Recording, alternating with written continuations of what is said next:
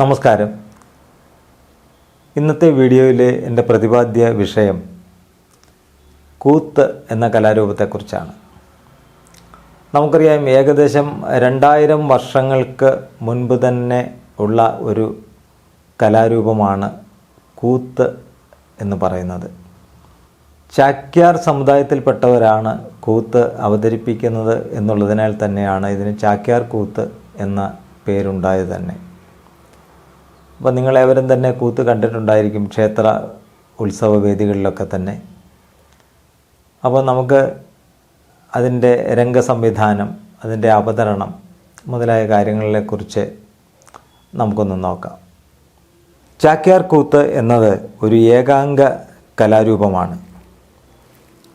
ഇതിൻ്റെ അവതരണത്തെക്കുറിച്ച് പറയുകയാണെങ്കിൽ, ചാക്യാർ കൂത്തിൽ കേരളത്തിലെ അതിപ്രാചീനമായ ഒരു രംഗകലയാണ് ചാക്യാർ കൂത്ത്. പരമ്പരാഗതമായി ചാക്യാർ സമുദായത്തിൽപ്പെട്ട അംഗങ്ങളാണ് കൂത്ത് അവതരിപ്പിക്കാറുള്ളത്. അതിനാൽ തന്നെ ചാക്യാന്മാരുടെ കൂത്ത് എന്ന അർത്ഥത്തിലാണ് ഈ പേര് നിലവിൽ വന്നത്. ഇതൊരു ഏകാംഗ കലാരൂപവുമാണ്. ഇനി ഇതിൻ്റെ അവതരണത്തെക്കുറിച്ച് പറയുകയാണെങ്കിൽ, ചാക്യാർ കൂത്തിൽ നൃത്തത്തിൻ്റെ അംശം വളരെ കുറവാണ്. വേഷവിധാനവും മുഖഭാവങ്ങളും മറ്റ് ശരീരഭാഷകളുമാണ് ചാക്യാർ കൂത്തിലെ ആശയ സംവേദനത്തിൽ വലിയ പങ്കുവഹിക്കുന്നത്. പരമ്പരാഗതമായി ക്ഷേത്രങ്ങളിലെ കൂത്തമ്പലങ്ങളിലാണ് ചാക്യാർ കൂത്ത് അവതരിപ്പിക്കാറുള്ളത്. കലാകാരൻ ക്ഷേത്രത്തിലെ മൂർത്തിയോട് ഒരു പ്രാർത്ഥന ചൊല്ലി കൂത്ത് തുടങ്ങുന്നു. ഇതിനുശേഷം സംസ്കൃതത്തിൽ ഒരു ശ്ലോകം നീട്ടിച്ചൊല്ലി അതിനെ മലയാളത്തിൽ നീട്ടി വിശദീകരിക്കുന്നു.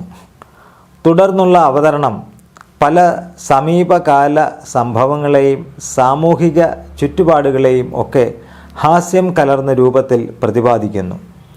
കൂത്ത് കാണാനിരിക്കുന്ന കാണികളെ കളിയാക്കിയും ചാക്യാർക്ക് മറ്റുള്ളവരെ ചിരിപ്പിക്കാം. ഈ കളിയാക്കലുകൾക്കെതിരെ സദസ്സിൽ നിന്ന് യാതൊരുവിധ പ്രതിഷേധങ്ങളും ഉണ്ടായിക്കൂടാ എന്ന ഒരു അലിഖിത നിയമവും നിലവിൽ ഉണ്ടായിരുന്നു. മിഴാവും ഇലത്താളവും മാത്രമാണ് ചാക്യാർ കൂത്തിലെ വാദ്യ ഉപകരണങ്ങൾ. ഇനി ചാക്യാർ കൂത്തിൻ്റെ വേഷവിധാനത്തെപ്പറ്റി പറയുകയാണെങ്കിൽ, വിദൂഷകൻ്റെ വേഷമാണ് കൂത്തിൽ ചാക്യാർക്കുള്ളത്. മുഖത്തും നെഞ്ചിലും കൈമുട്ടിനുമേലെയും അരിമാവ് കൊണ്ടണിയും. കണ്ണിൽ വീതിയിൽ കണ്ണെഴുതി വാലിടും. നെറ്റി, മൂക്ക്, കവിളുകൾ, താടി, നെഞ്ച്, കൈകൾ എന്നിങ്ങനെ 14 ഭാഗങ്ങളിൽ ചുവന്ന പൊട്ടുണ്ട്. മീശയ്ക്ക് മേൽക്കൊമ്പും കീഴ്ക്കൊമ്പും ഉണ്ട്. ചെവിപ്പൂക്കളും കുടുമയും വാസിയും പീലിപ്പട്ടവും ഉണ്ടാകും. കൈകളിൽ കടകം, മാരടത്തിൽ പൂണൂൽ എന്നിവയുണ്ടാകും. ഒരു ചെവിയിൽ തെച്ചിമാലയും മറ്റേ ചെവിയിൽ വെറ്റിലച്ചുരുളും വയ്ക്കും. മാറ്റുമടക്കി പിന്നിൽ കനപ്പിച്ച് പൈതകം വച്ചുടുത്ത് കടിസൂത്രം കെട്ടും. ഇതാണ് കൂത്തിൻ്റെ വേഷവിധാനം. കൂത്തിൻ്റെ രംഗ സംവിധാനത്തെക്കുറിച്ച് നോക്കിയാൽ, സ്റ്റേജിന് മുന്നിൽ വലിയ വിളക്കുണ്ടാവും.